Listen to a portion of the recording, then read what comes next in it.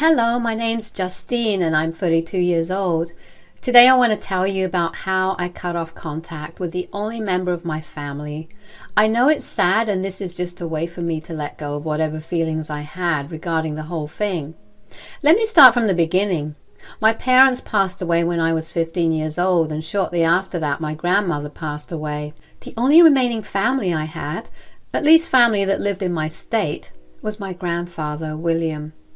Now, my grandpa and I already had a very good relationship. I was his only granddaughter and he spoiled me senseless. There was nothing I asked for that I didn't get. So even though I was grieving from the loss of my parents and grandma, I was happy that I got to live with him. Because he lost his family too, Grandpa became very, very overprotective of me.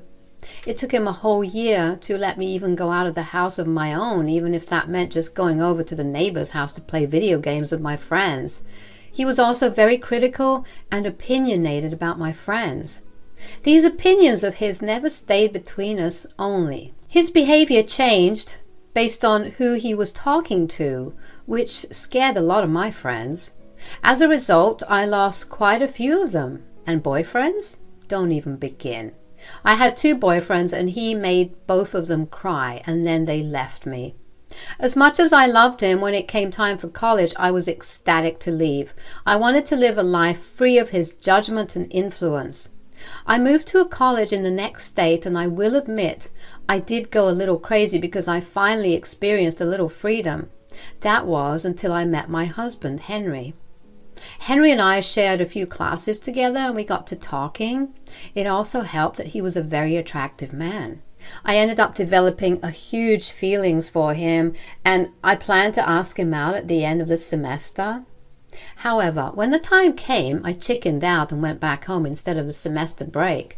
I was super excited to meet Grandpa after a long time. Hey, Grandpa. Hi, sweetie. How are you? I'm doing good. What about you? All's well. How's college doing? It's hard, but what more do you expect when you're studying computer science? At least you'll be well settled later. That is honestly the only thing I'm doing this for. What else is new with you? Well, I met someone in college. Oh, who is it?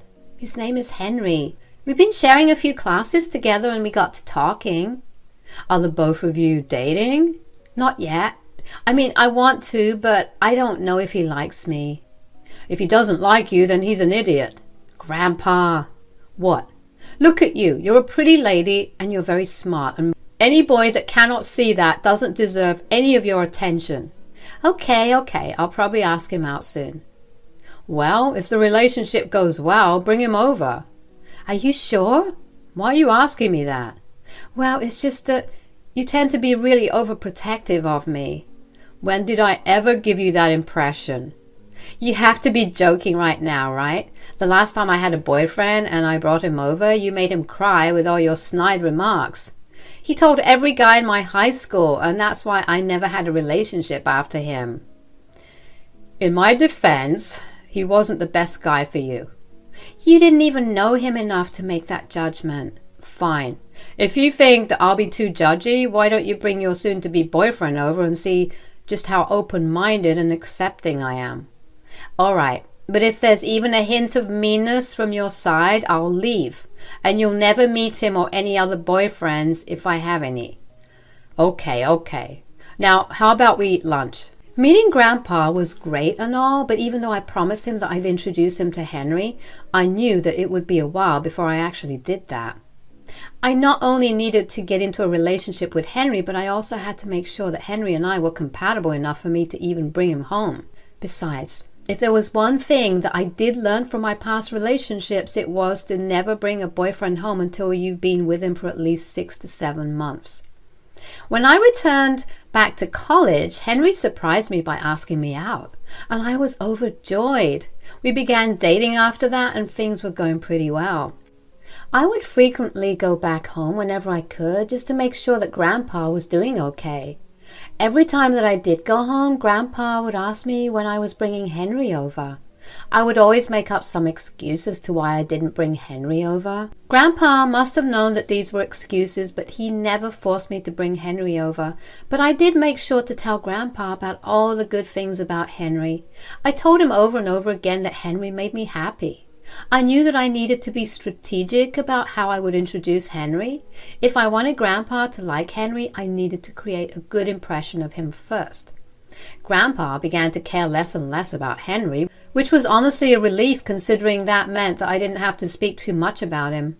I managed to keep that jig up until in my junior year I decided that it was time for my grandpa to meet Henry.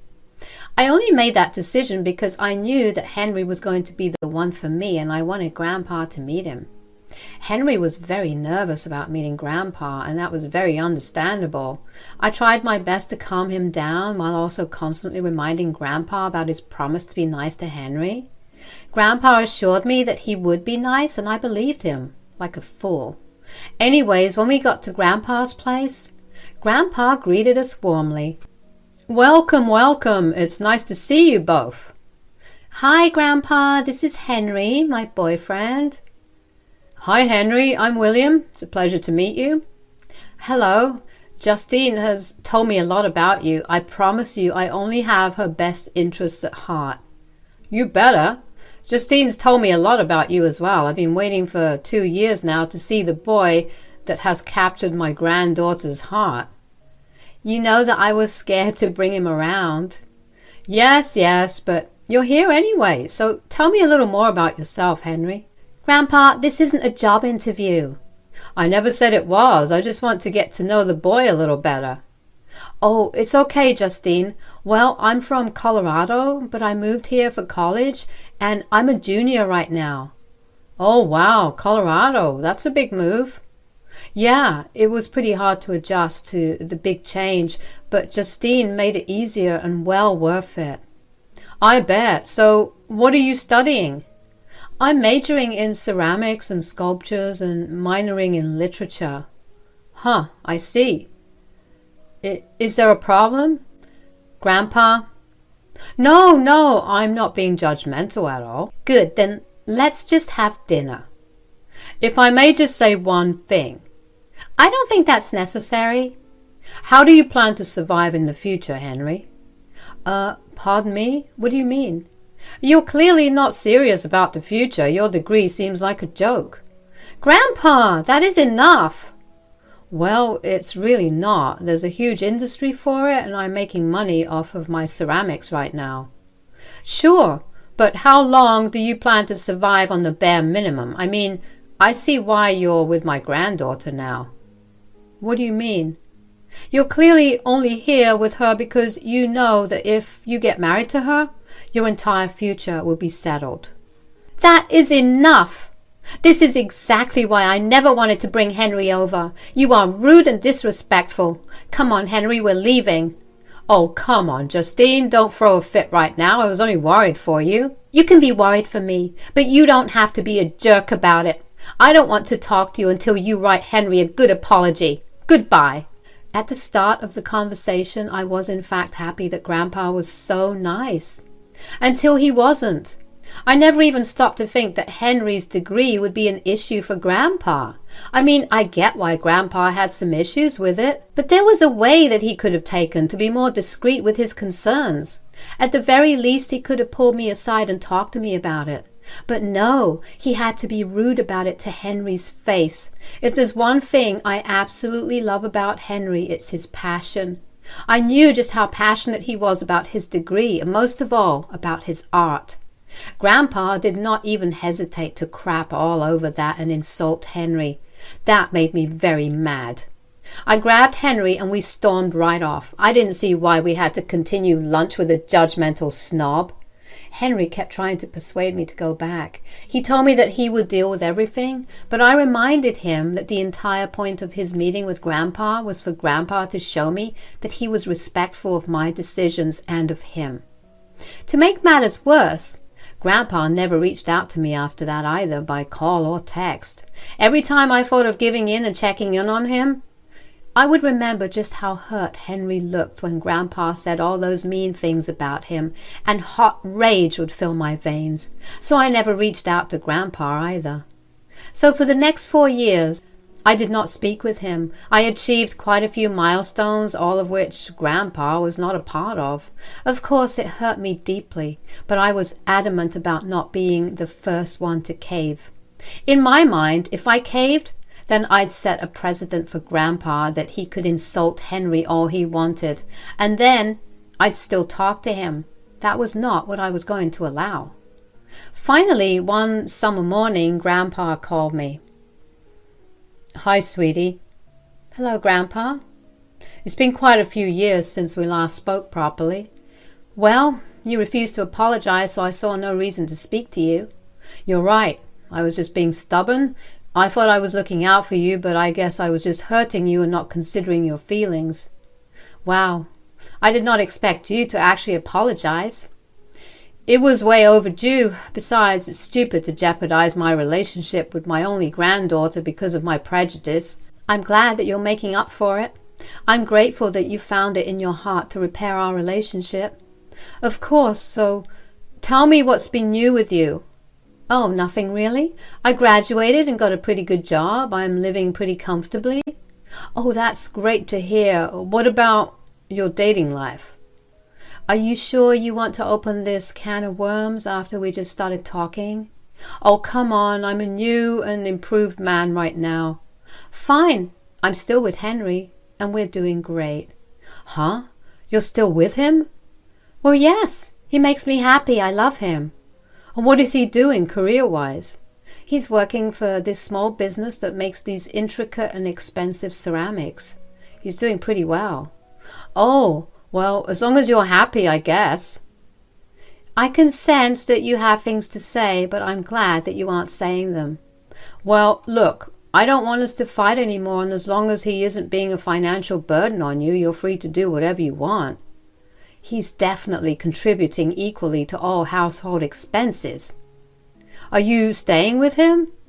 "Yeah, we found this beautiful apartment after we graduated, and we've been living together ever since." "You got a new place? That's great, sweetie." "Yeah. Why don't you come over for dinner sometime?" "Sure. Just tell me the time and place, and I'll be there with a nice bottle of wine." Now, I wasn't naive enough to fully believe that my grandpa had changed, but I also wanted to give him a chance to prove that he had.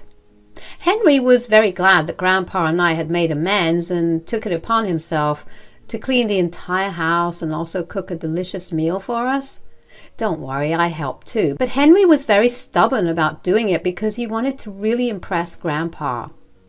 We were set to meet him a week after our call. I was very, very nervous about Grandpa coming over, but I kept reminding myself that 4 years ago I was a different person. So that meant that even Grandpa was a different person. He was very capable of having a change of heart. In that week that we waited for Grandpa's visit, Henry ended up taking me on a date to this lovely French restaurant where he proposed to me. He had been planning the proposal for months and even made a reservation at the restaurant months in advance. It just so happened to fall that week. I was over the moon with joy, and I hoped that Grandpa would be happy for me too. When it came time to meet Grandpa, I found myself tearing up when I saw him. I really did miss him, and the first thing I did was give him a big hug. "Hello, William. Welcome to our humble abode." "Ah, this is a nice and cozy place." Yes, but aside from our nice home, we also have some bigger news for you." "Please don't tell me you're pregnant. You're way too young for that." "No, it's not that, but—" "Henry proposed." "What?" "Yeah, I was seriously worried that she was going to say no." "She didn't?" "Of course not, Grandpa. I said yes. We're officially engaged." "Why?"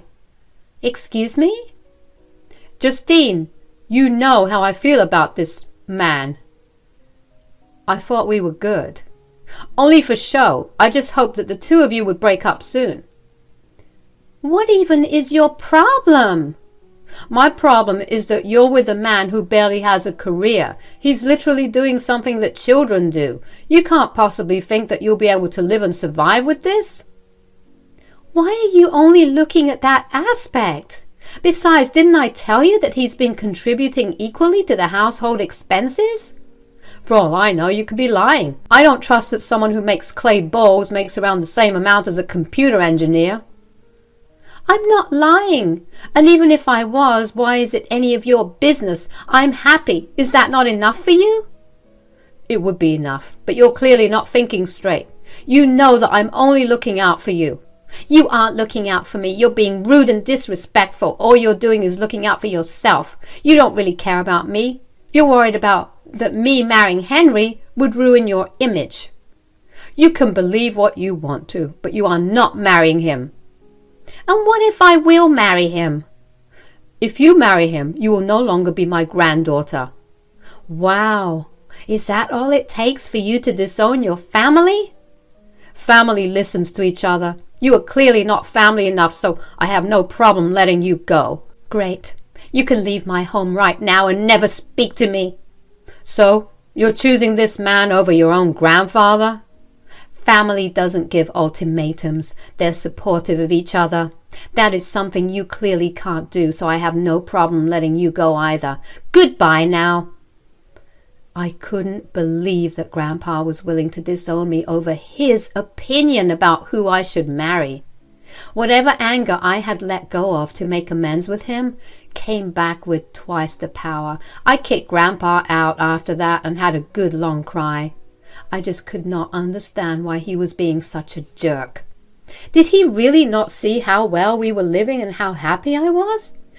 Did all he care about was him being listened to? Once again, I completely understood where his concern stemmed from, but there was no need for him to be crass about it.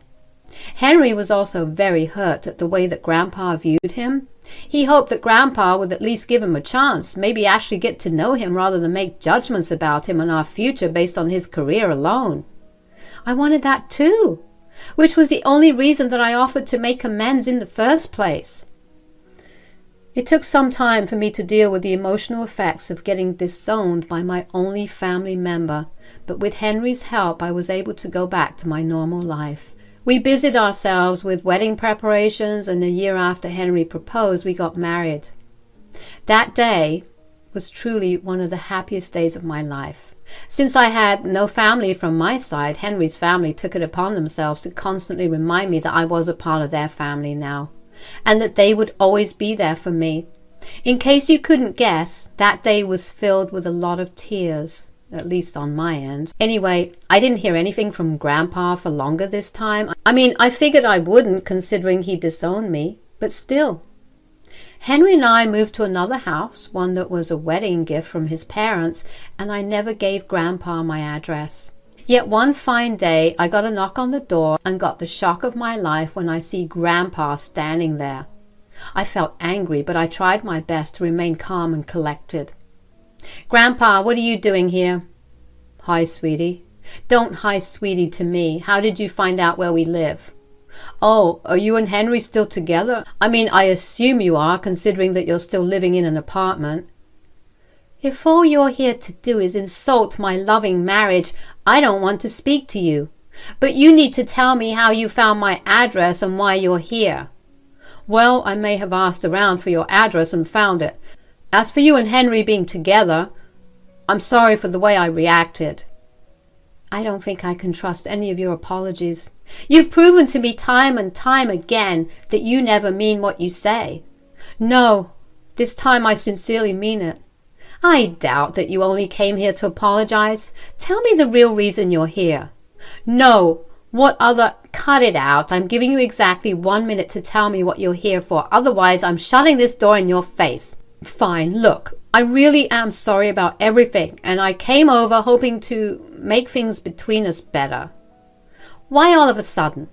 I haven't been doing so well recently, health-wise that is. It's getting harder and harder each day to do the things that I otherwise did with ease. Well, I'm sorry that you're going through that, but what exactly do you want me to do about it? I was just wondering, would you consider helping me out? Maybe you and Henry could move in with me? Absolutely not. What? Why? Why would I voluntarily move in with someone who has been nothing but hostile to my husband? Why do you care about that? You're my granddaughter. My declining health should be a scary thing for you. Your granddaughter? Last time I checked, I'm not your granddaughter anymore. You can't be serious. I am.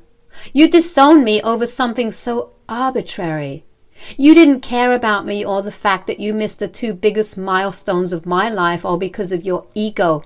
I see no reason to help you out when you've been disrespectful towards me at all times. I only cared for you. You can't tell me that my concerns were stupid. I have no issues with the fact that you had your concerns. In fact, I think you had some very valid concerns.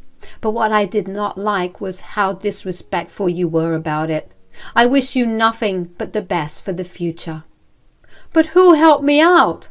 I don't know. Ask your family. Bye.